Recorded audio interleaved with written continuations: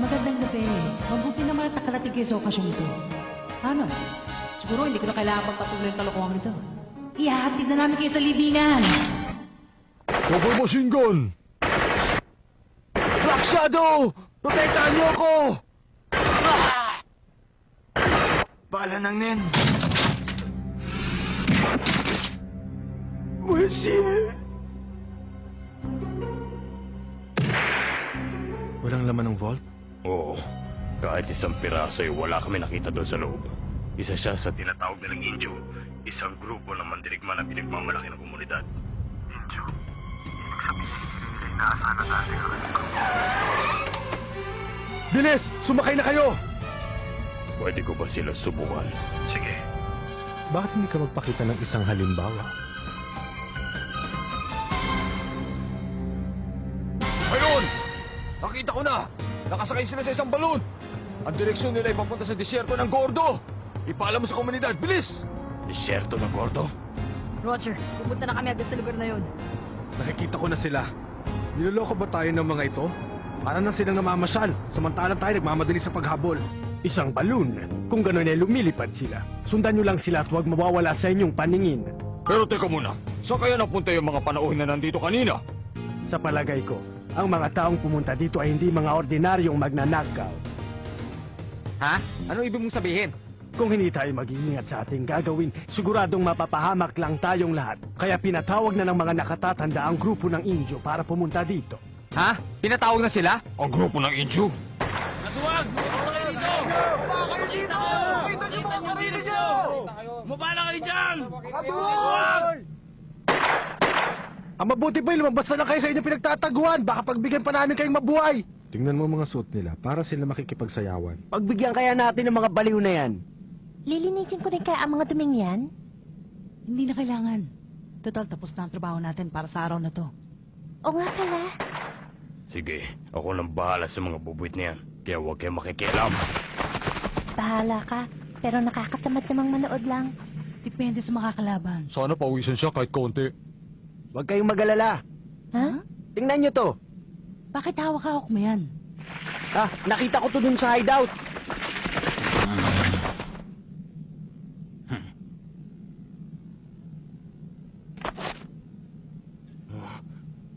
Sandali lang!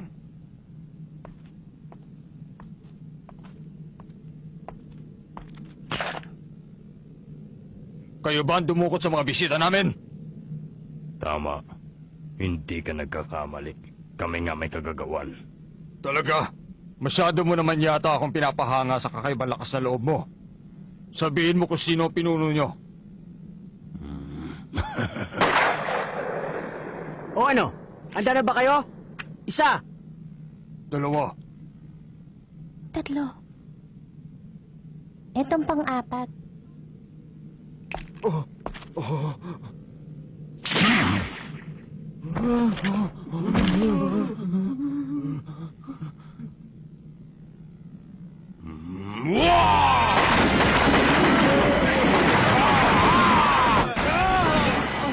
Naging pinakamalakas sa lahat. Kailangan niyo maging matatag. Dahil yun ang tunay na kaligayahan. Ito. Para lang sila mga langgam. Kung ganyan lang gagamitin yung baril, siguradong hindi magagasgasan ang katawan ni Ubon. Siya ang may pinakamatigas na katawan sa spider eh. Marami pang dumarating. Pumupunta sila dito para magwakas lang ang kanilang buhay. 8. Tingnan nyo, mukhang nahuli na yata tayo ng dating. Kailangan na natin silang tulungan. Sandali! Ano? Huwag kang padalos-dalos. Ay, hindi man lamang ba ako pagpapawisan sa inyo bago dumating ang pinagmamalaking Indio? Ito lang ba ang magagawa ng inyong komunidad?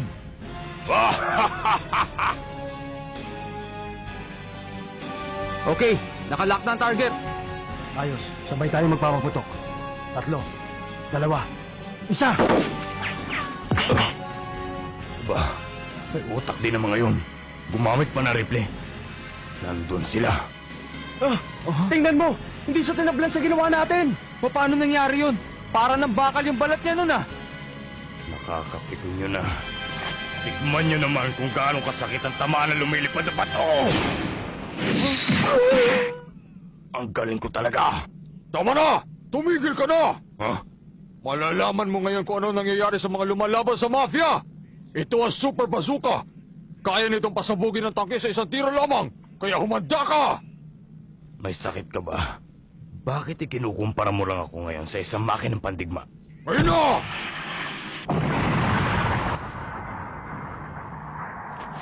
Durog ka ngayon! Ang hangin mo kasi! Teka lang ha. Panalo ko.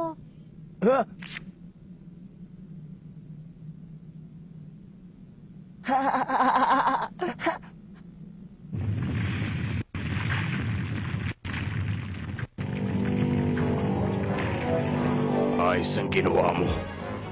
Kahit paano nagasgasan ako.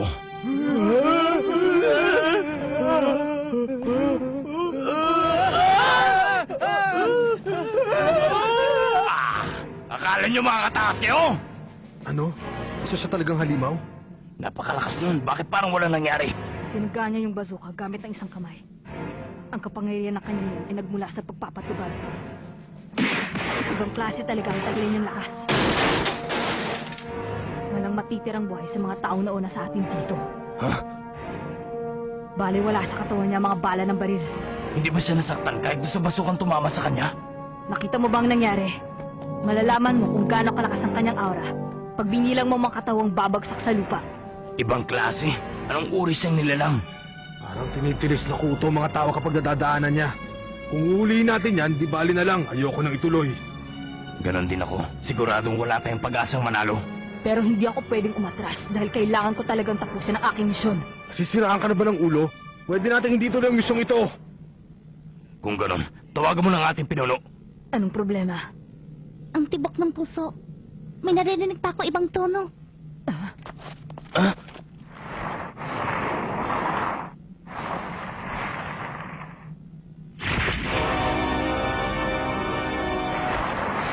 Ano yan? Inju? Ang Inju. Oo. Isa siya sa 10 mandirigma. Binuo ng 10 nakatatandang pinuno ng mafia community. Ang tawag sa kanila ay Inju. Ang totoo niyan, siya palang aking nakita. Kakaibang tonong naririnig ko. Nagmula kaya ito sa isang tao? Kayo. Kaninang pamilya pinagmulan niyo? Kami ang mga bodyguard na inupahan ni Mr. Nostrad ang kanyang pinagbula yung pamilya ng Ritz. Ganun pala. Sa pamilya ng Nostrad. Mukhang may nalalaman kayo sa kapangyarihan ng men. Huwag niyo nang gamitin. Hindi mga ordinaryong magnanakaw ang makakalaban natin ngayon. Ang pagkitil ng buhay, bahagi na ng kanilang buhay. Dahil sila ay mga profesional sa kanilang ginagawa. Kung ganon, tayo pala talagang dapat nila makaharap. Ha? Naku po. Pinapunta na ng komunidad ng grupo ng Inju. Isa siya sa mga sumugot sa subastahan. Mukhang nakakatawa naman siyang kalaro.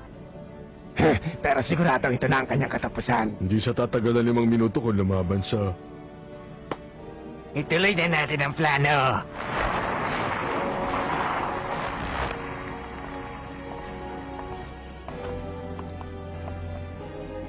Polo, tapos na ako. Lalo ako! Ano ang huling baraha? 8. Ano? Gusto niyo pa ba ng isa pang round? Ano ka ba? Hamon ka ng hamon sa paglalaro pero hindi ka naman nananalo sa amin kahit isang beses. Nandito na sila. Huh? Ang mga Inju.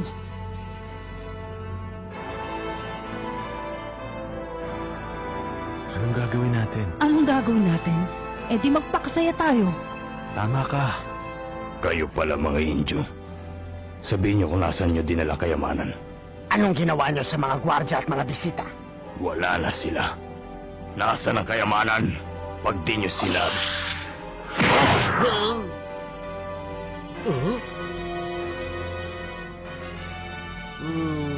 Mabilis ka. Tapos na. Huh? Teka, hindi mo pa tinitingnan yung baraha mo ah.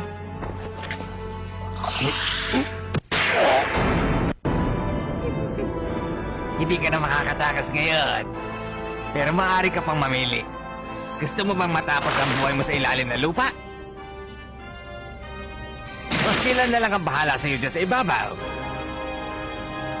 Ito na ang iyong katapusan.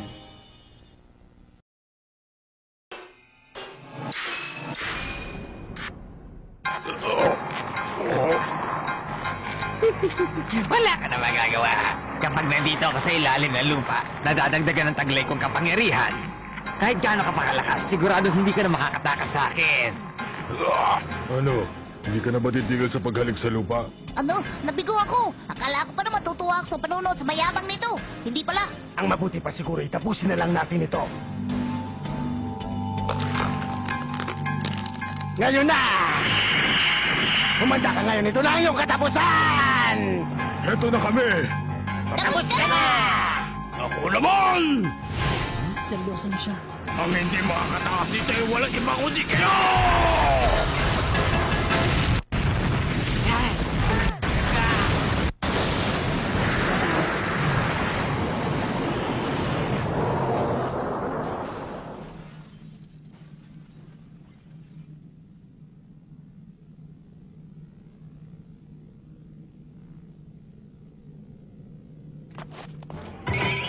Spider? Siya ay... Paano? Paano niya nagawa yun? Ngayon ako nakakita ng ganong kalakas na kapangyarihan. Spider, Pasensya na. Wala na naiwan na bakas niya. wala nang injo sa ilalim ng lupa. Hinahahanga niya talaga ako. Wala pa rin pagbabago ang kanyang kapangyarihan. Ang totoo niyan, isang simpleng suntok lang yun gamit ang kapangyarihan ng kanyang nen. Kaya nga humahanga ako sa ginawa niya. Dahil isang simpleng suntok lang nahukay na agad ang lupa. Sa isang katulad niya na nagmula sa pagpapatupad, yun ang pinakamagandang gawin para tapusin ang kalaban. Pero para kay Uvon, kulang pa rin ang kanyang natutunan sa paggamit ng kanyang kakayahan. Dahil ang gusto niya ay maging kasing lakas ng pagsabog ng isang nuklear ang bawat suntok na ibibigay niya sa kanyang magiging biktima. Palagi niyang sinasabi, seryoso siya. Tama ba ako? Oo, seryoso talaga siya. Yun ang nakakatakot na bahagi ng pagpapatupad. Pero sa tingin ko'y magagawa yun ni Uvon. Talaga? Kayo dyan! Sino sa inyong gusto sumunod? Kenny Ryodan! Kaya pala, Kinanaan siya sa ginawa na kasama natin. Ikaw ang susunod na mamamatay kaya humanda ka! Talaga? Sige, ipagpatuloy natin! Para malibang ako! Huh? Kaya kong patigasin ng mga buhok ko sa katawan para magamit na armas sa pangangas na katulad mo.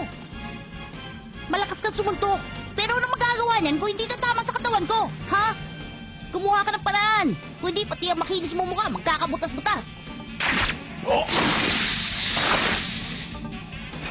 Oh! nakakatuwa naman. Kaya rin nilang butasin at kagatin ang matigas na katawan ni Uvon. May alam din sila sa paggamit ng kapangyarihan ng nen. Medyo mahusay din naman sila. Kailangan mo ba ng tulong? Huwag kayong makikialam sa lamang ito! Kaunti na la't matatanggal ang aking kamay sa kalbong ito! Ah! Imposible yung sinasabi mo. Sa oras na mabalutan ka ng buko, hindi ka na makakawala. Gano'n na. Gagamitin na lang kita bilang armas! Tikma mo to! Hindi mo magagawa yun. Kontrolado ko ang aking buhok. Pwede ko silang patigasin o palambutin kahit kailan ko gusto. Tumigil ka! Wala nang magagawa ang talon na nakatulad mo. Ang kamay mo, kontrolado ko na. Ang pait ng laman mo. Kawawa ka naman. Bago matapos ang iyong buhay, buto na lang ang matitira sa'yo. Tawa!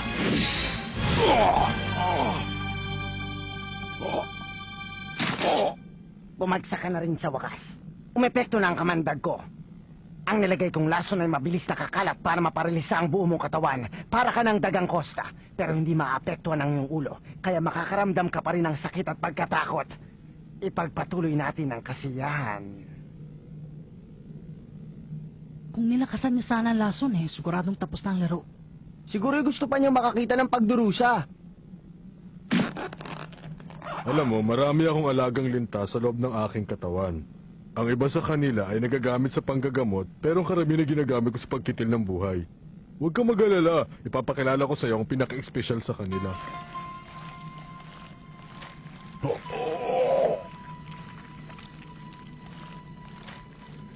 Kakaiba talaga ang itsura ng isang ito.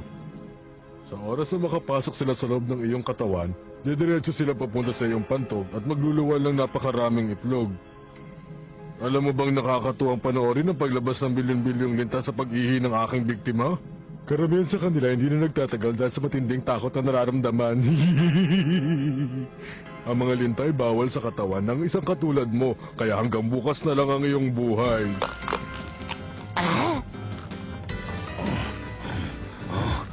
Ang sama na lasa. Paano nga pala sasarap yan? Eh, ang pangit ng kasama niyo. Puh! Para tapusin kayo. Siguro'y sapat na igagalaw kong aking ulo. Ano ito? Ang buto ni Lee! Gagawin na rin kaya sa akin yun? Hindi ba, Ali? Kahit tirahin niya ako, siguradong masasaga pa rin niya ang aking buhok.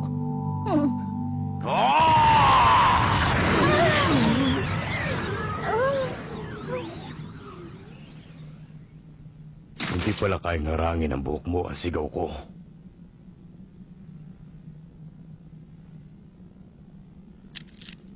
Oo, ang mga taong pinadala nyo rito, naubos na po silang lahat. Oo, pati mga Indio. Teka, sandali, Kurapika! Anong gagawin mo? Alam mo na kung anong gagawin ko. Huhulihin ko silang lahat. Sandali lang, hintayin na sasabihin ni Darkzorn. Hindi na kailangan yan. Oo, sige. Pupunta si Kurapika na mag-isa. Hindi ka panipaniwalang tono ng galit at tinagpis. Wala na talaga makakapigil sa kanya. Kurapika, sigurado sasayangin mo lang ang buhay mo. Umalis na tayo at pagandaan na natin ang susunod na laban. Kurapika! Isusubong niya ang sarili sa kapahamakan. Kailangan kong gumawa ng paraan.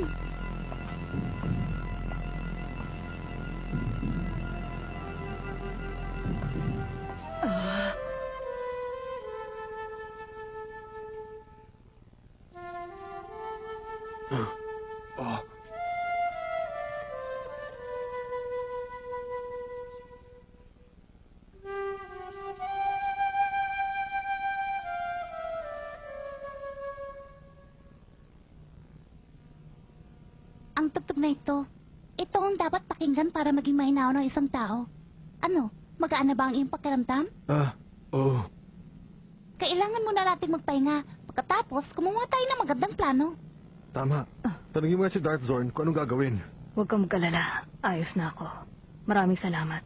Pero huhulihin ko pa rin sila. Squara, sabihin mo ito sa pinuno. Ha? May pag-asa akong manalo. Kaya payagan niya na akong mag-isa. Nasisiraan ka na talaga. Dapat sinabi mo sa amin yan. Pati tenga na yung muntik nang mabasag. Palpa kayo eh. Kung sinabi ko sa inyo, malalaman din ng mga bugok na to. Saka pwede nyo naman takpan ang mga tenga nyo habang hindi pa umabot ang tunog, hindi ba? Sige, tama ka na. Kita mo na. Bakit nagre-reklamo pa kayo? Shizuko, pakihigop naman to linta at laso sa loob ng katawan ko. Kaya na vacuum mo yan, di ba? Mahihigop yung lason. Isa pa, hindi kayang higupin ni Demi-chan yung mga buhay na linta sa loob ng iyong katawan. Ano? Bakit ngayon mo na sinabi? Pwede ko bang makita ang mga linta? Ang lintang ito ay nagmula pa sa Madara. Delikado kapag kumalat na sa iyong katawan. Mula sa iyong balikat, aabutin muna ng isang buong araw bago nila marating ang pantog mo at makapagparami ng lahi. Pagkatapos nilang mga itlog ay mamamatay na sila at lalabas sa iyong pag-ihi. Ang sakit na yung mararamdaman ang magdudulot sa iyo ng kamatayan. Subalit, para mapisa ang mga itlog, kailangan ng ammonium ng iyong katawan. Kung kulang ang ammonium, ang mga itlog ay siguradong hindi mapipisa at matatanggal ng walang sakit. Kaya simula ngayon hanggang bukas ng umaga, dapat ay uminom ka ng maraming serbesa para umihi ka ng umihi. Pag may lumabas na puting likido pagkatapos ng itim, sigurado ko sa'yo magaling ka na. Sa madaling salita, kailangan kong uminom. Ganun ba? Tama! Shizuko! Mabaka ka na dito at higupin mo lahat sa loob ng katawan ko! Kahit sino sa inyo, pwede nyo ba sa ikuha ng serbesa sa malapit na tindahan?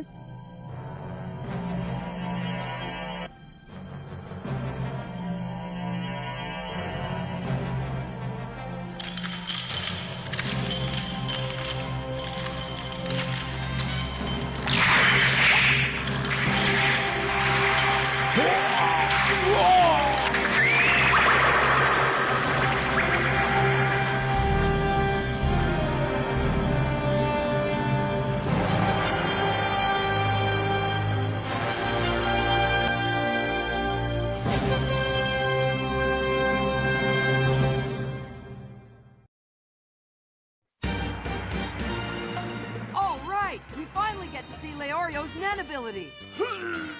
Next time on Hunter x Hunter, Hisoka, Alliance, Spider Hunting.